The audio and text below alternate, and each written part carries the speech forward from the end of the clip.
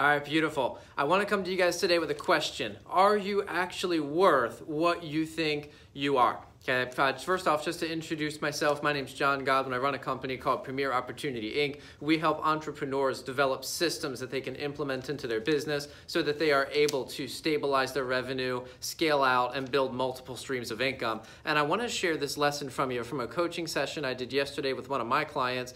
And here's what happened. She came to me and she was saying, man, I've got one of her clients, and her client was complaining about everything, basically. The service that was delivered, the pricing, the billing, and making all the excuses that, by the way, I know this isn't going to be relevant to every single person who sees this video, but if you've ever dealt with clients who complain, this is for you.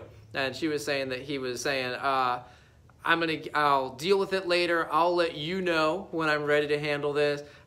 And obviously we know when that's actually going to happen and when she would actually get her money. So I think it's a given that she has to be proactive and handle and get in front of the challenge. But here's what I want to share with you. When she started getting the complaints, you know, the guy was complaining about the service and saying, man, I'm upset about the bill. I don't want to pay the late fees because apparently he's been like blowing this off and not paying it, not talking to her, ignoring her calls and her messages for a couple weeks now. So he's gotten a couple late fees. So he's like, yeah, I'm not paying the late fees. I don't want to pay the bill and I want to get a discount and all these things. And he's like, I don't even want to deal with it now. I'll let you know when I'm ready. And that was where this came, right? So she was coming to me and she's like, hey, let's work this through.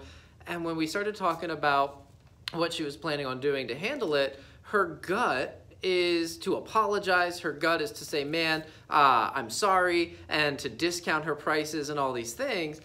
And I want to share with you guys the questions that I asked to her, and I want to share with you what we came up with, because again, if you've ever dealt with clients complaining, this is going to be relevant for you, and I'm using my notes here just to make sure I cover everything. So the first thing I want to share is that her response to apologize and roll over and discount, that is a normal response. It comes from the emotion, but it's not going to serve you or your client or your business long term to do that. So here are the questions I asked her. Number one, did you set the right expectations, right? In this particular case, she was making calls to his customers to book appointments for him so that he could show up and present and pitch and sell those customers. And he was complaining specifically in this scenario that he wasn't getting enough appointments set for the amount of money that he was spending.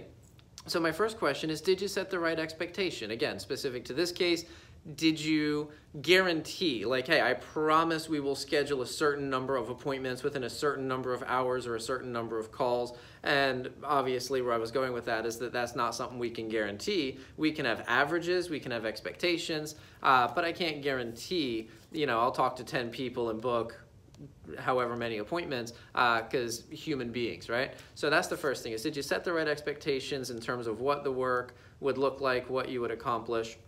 And make sure that you framed that correctly. Number two, did you get the expectations in writing? Did you get your billing structure in writing? So is there something signed, right, where he's saying, oh, I don't want to pay because I'm unhappy? Is there something in writing that says, well, here's what you agreed to, right, with a signature on it? And number three, most importantly, did you deliver what you promised? Okay, and here's what I want you to understand is that if the answer is no to any of those questions, you do need to take responsibility, right? If you didn't set the correct expectations, if you didn't provide the payment and the billing in writing, and if you didn't do what you said you were going to do, absolutely, you got to own it. You got to apologize. You got to refund or discount. You got to do what you got to do so that you can be ethical and honest in your business, okay? But what ended up coming out with this particular client, and what I suspect is the case for every single one of you guys, or at least most of you, because you're running your business ethically, is that the answer is yes to all three. That you did set the right expectation, you did clarify everything in writing, and that you did do what you said you were going to do. And it is inevitable. If you work with humans that we're going to have someone complain. So here's what I'll share. Okay. By the way, if you need help with a system to get that stuff in place, I got you. That is my specialty. But here's what we came up with. So the answer is yes to all three of these questions.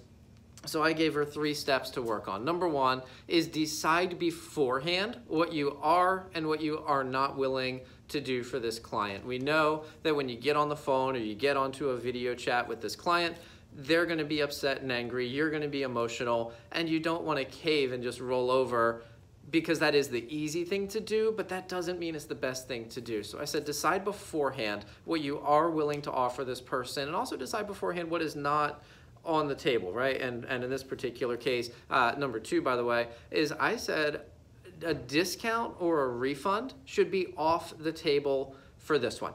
Okay, and the simple reason is that you set the right expectation. It's in writing. You did what you said you were going to do. They need to pay for the service that was provided. That is what they signed up to do, right?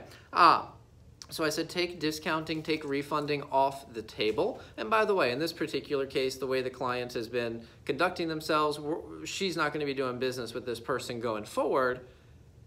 But I said, make sure they leave happy, right? What you don't want, you don't want to devalue your business, your work by rolling over, right? That does devalue what you offer to future clients. So you got to make sure you stand strong in your value. But at the same time, you do want the person to leave happy. And if that's not possible, at least have them leave in neutral. What you don't want is that they're going on the internet complaining that you're a scam or any of this other nonsense, right? So here's what I suggested, and here's what I would recommend to anybody in this scenario, is offer something to them that is valuable to them, but will cost you very little time or money. Okay, so what we talked about, and again, this is specific to her business. She's an appointment setter. She was booking appointments with past customers. We talked about potentially offering free text messages, right? Sending out text messages to clients, a specific number that we would do for free. That's a service that she typically charges for, so she can give it as a free value for the client, but it really costs her very little on her side. Another one is she could send out emails, right? Again, that is something that she typically offers. It's a paid service. It's valuable to the customer, but the reality is it costs her very little time and money on her side. Okay, so those were just a couple things that we came up with, but the bottom line again is give the person something that is valuable so that they leave feeling happy or at least neutral, they at least feel like they've been satisfied value-wise, but do not discount your prices, do not offer a refund if you've done what you said you were gonna do, because that devalues your service going forward. So I hope that's helpful. And again, my specialty is helping business owners develop and implement systems. If that's something that I can help you with, shoot me a message, like or comment on the video, and I will talk to you guys soon. See you.